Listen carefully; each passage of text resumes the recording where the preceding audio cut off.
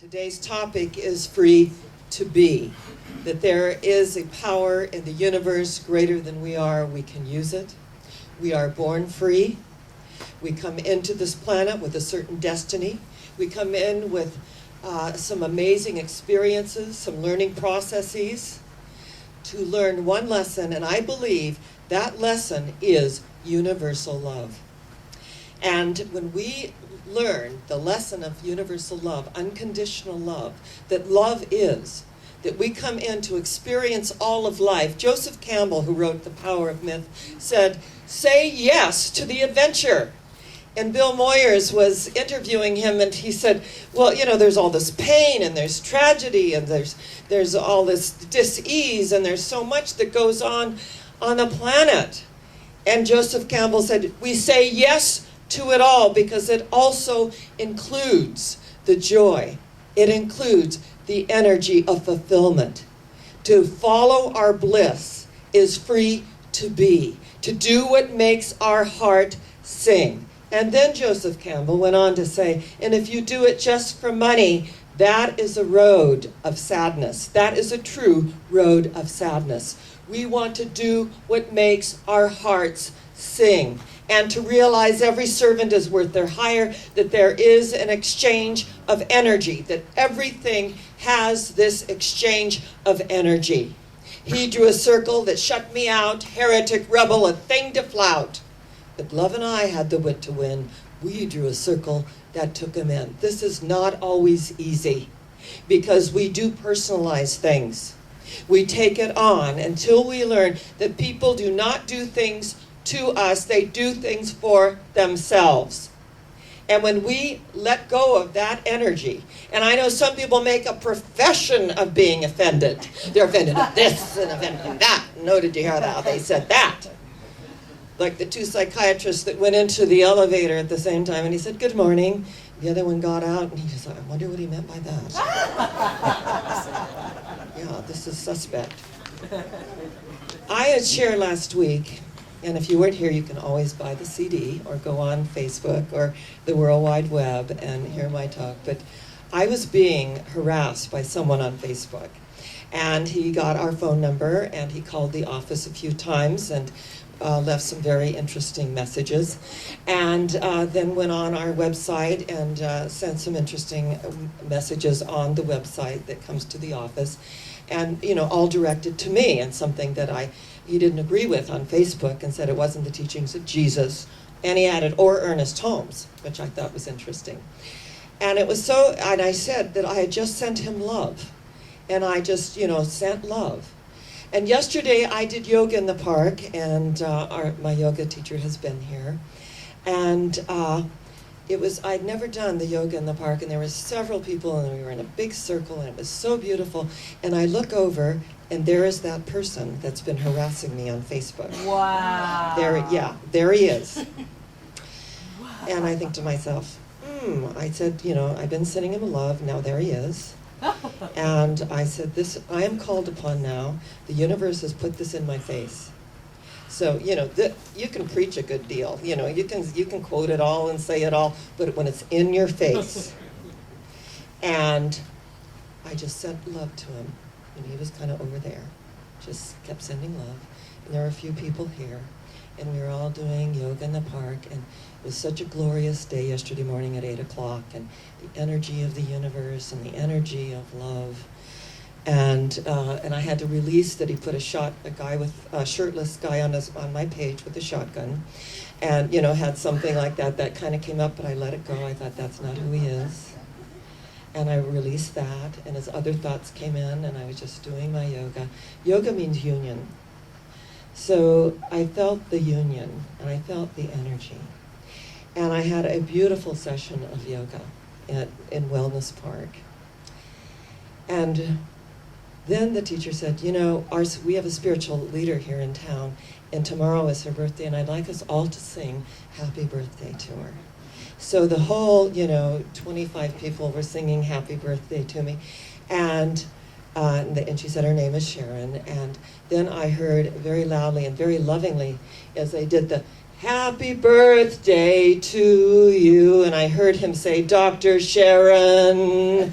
And I thought, the love that I have been sending is working. The energy is working. That I can release this, because how many of us would feel intimidated and feel that, oh my God, he's stalking me now. He's at yoga, And I could let that go, and I could feel the love. And I thought, this is really what we teach. This is the opportunity for the universe to see how far we've come. And when we talk about it, and these principles are the easiest principles in the world to quote and to talk about and to acknowledge that there is a power for good in the universe greater than we are, and we can use it. But when we have unhealed issues and have an energy charge and we react out of that energy charge, we still got work to do. When we come from the space of love, and I'm also very keen that we can walk away from things that no longer serve us. That if they no longer serve us, it's a completion, there's no energy on it, you can walk away. Now this is my birthday week, and I also saw someone else that I knew from the past, who was in my San Diego congregation, and she was in this congregation for a while. And she was in the savings and loan business, and she started doing some very interesting things with people that would go to her to have a simple refinance. She would make $10,000 and $12,000 at the back end of the loan, and she did that actually to me. So I had a lot of energy about this person, and I'm like the mother lion when it comes to our people. And I am very protective. And if you need me at 2 a.m, some of you know I have been there by your bedsides at the hospital as they're taking you out to surgery. I have been there. This is my call. This is what I came to do. It called me. So I have this energy that I know that truly does serve me, that I am in my right profession, my right livelihood, doing what I was destined to do, because at 9 years old, I gave my first sermon, and I gave it on the loaves and fishes, and all the kids in the neighborhood who listened got peanut brittle, and if they didn't, they didn't. It was a little more conditional in those days, So, and Jimmy Rose never got peanut brittle. He was always interrupting me. So, interestingly enough, when you know that you're in your right livelihood, and yet there are things that occur, and the former minister before me had actually ordained her. So it made it equally upsetting to me that a minister would do these things. And I read something that Greg Braden wrote in the Matrix, the Divine Matrix, which is a wonderful book. And he said the things that he judged, he pulled into his life. So if we judge it as wrong, we pull it in. If we judge it as an experience that needs to be healed, that lifts it to a higher vibratory frequency. So Linda and I were at Tutti Frutti, and she said, don't look now, but so-and-so is here. And I said, I guess she's invisible to me because I didn't see her. And but I looked to, see the back side of her. And she looked really good. You know how we think, oh, they're not with us anymore, they don't, don't they look bad? Or we hear that something's gone wrong for them, oh, karma. Yeah, and we want to write into karma, dear karma, I think there's some people you missed. Yeah. And just another way of judging, right? But that's the human condition. We have to laugh at ourselves and our own folly. And so as I saw her, I thought, she looks really good. And Lynn said, yeah, I'm sure she's had some work done. I said, oh, I'm sure she has. I mean, she's my age. So I said, I wish her well. I have no energy. I wish her well. And it was so empowering for me. Free to be ourselves is wishing everyone well. Even if they, no matter what's happened, if we learned by it. And if we could draw that larger circle and realize better, I would much rather be in my position than that position. But the truth is, in all of our lifetimes, we've done it all. There's so much good in the worst of us, and so much bad in the best of us, it behooves me, who's going to judge the rest of us? We've all done it all. So we cannot judge anyone, yet we do. That's part of the human condition. So the perpetrator and those that are perpetrated upon, we have to keep drawing that larger circle and know that we have a lot of work to do on the planet. I've got a Facebook friend, and he was so tickled. He's Catholic, and he said he got to participate in the Holy Mass of giving the Eucharist. And the Eucharist is Holy Communion. It's acknowledging, embodying, which we call Christ consciousness. And he was so thrilled, and he put it on Facebook, and I pressed like. And then he wrote back to me, and he said, "Oh, Dr. Sharron, thank you for blessing me with your ministry." And I didn't want to tell him I'm a graduated Catholic, you know. And, but I just, you know, I said, absolutely. And he said, you know, they say there's not going to be any gays in heaven, but who's going to do everyone's hair? He was so adorable. And I just wrote back, and I said, yeah, St. Peter needs a redo for sure, right? And we just had this moment of exchange. And this moment of oneness, of that he was so thrilled that he could offer this. But we believe in our way of life. Every single day, as we embrace, as we acknowledge, is Holy Communion. That community comes from communion. That we are expressing Christ consciousness every time we acknowledge one another in love. Every time we say namaste, we are acknowledging one another. This is Holy Communion. This is the opportunity that we have to keep absolutely expanding our circle.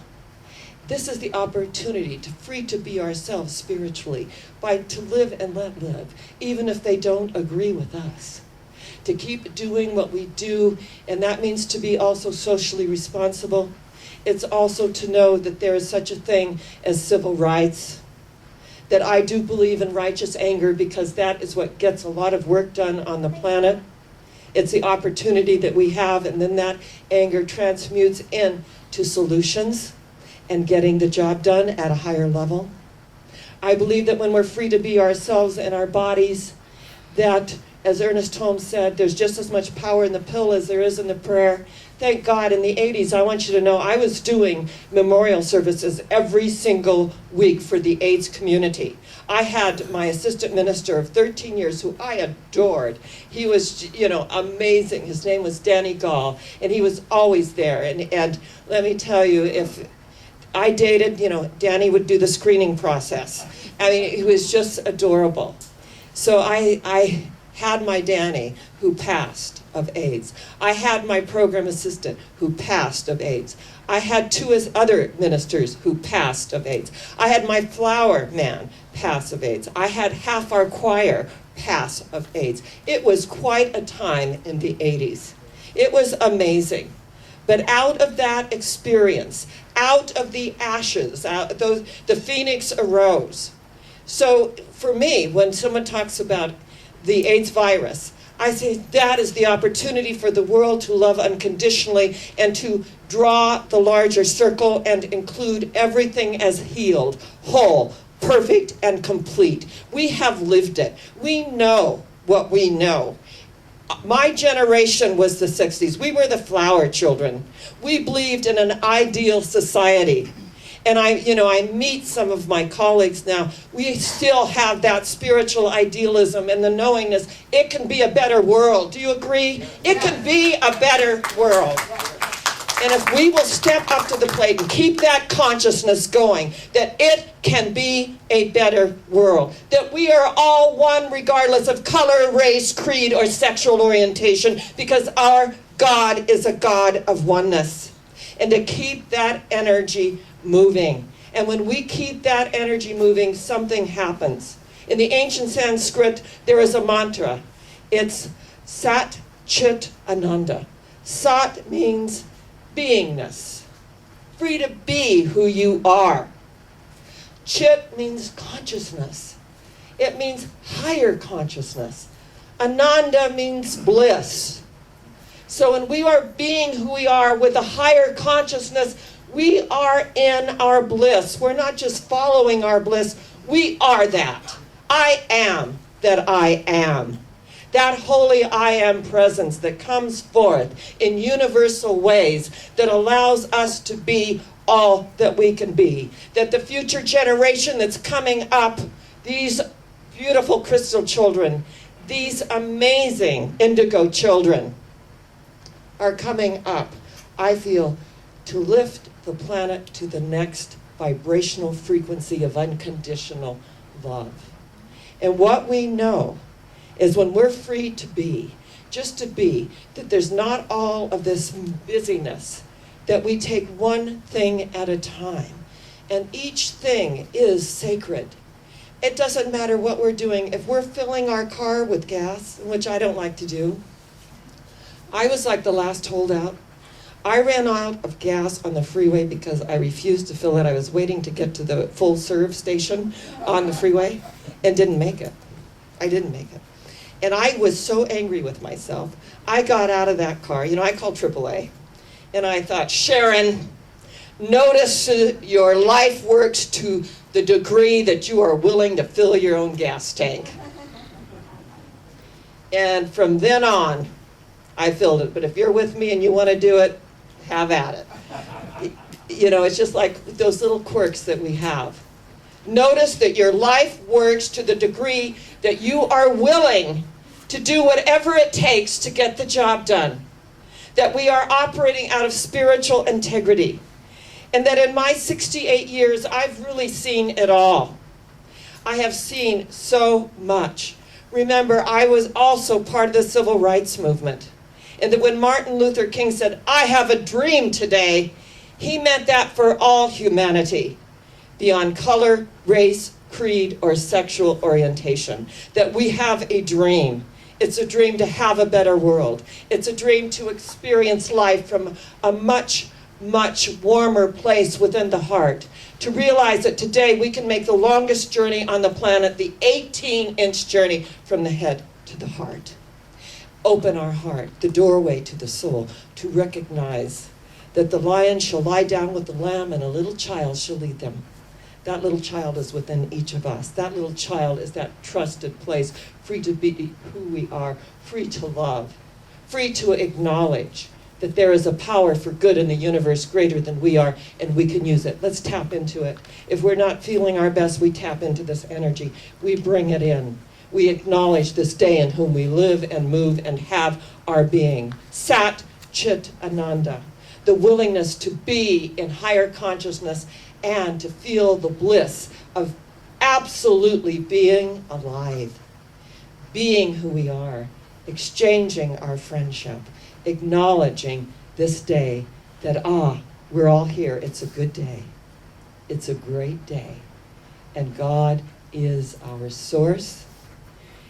We are going higher yet. Do you agree? Yes. Where are we going? Higher yet. Where are we going? Higher yet. Do you believe this? Yes. Yes, I do too. God bless you. I love you. And I say to each and every one of you, Namaste, the God in me celebrates the God in you.